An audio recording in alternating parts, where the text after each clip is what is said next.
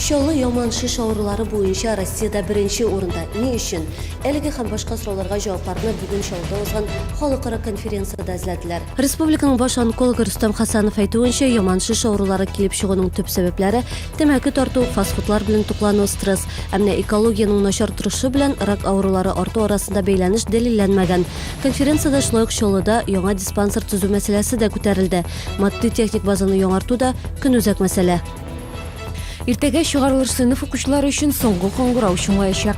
Быел Чоллыда 4000-дән артык 9-нчы сыйныф һәм 2000-гә якын 11-нче класс укучылары укуларын тәмамлый. Душанбе аларны инде география һәм рус әдәбиятыннан беренче имтиханнар көтә. Шул сәбәпле соңгы коңгырау да быел берничә көнгә иртәрәк шуңаячак. Казанның 20-нчы гимназиясында соңгы коңгырау бәйрәмен Түбән Новгород өлкәсендә юл транспорт һәлакәтендә вафат булучыларга багышладылар. Авариядә һәлак булган 12 яшьлек кыз Эльвина Фаттахова биредә укыган. Исегезгә төшерәм, кичә иртәнге сәгать 4-тә Татарстан балалары утырган автобус юл һәлакәтенә очрады. Алар Санкт-Петербургка карате буенча ярышка барган була. Микроавтобус каршы як полосага чыгып, йөк машинасы белән бәрелешә. Һәлакәттә 3 кеше үлде, 17 кеше хастаханәдә.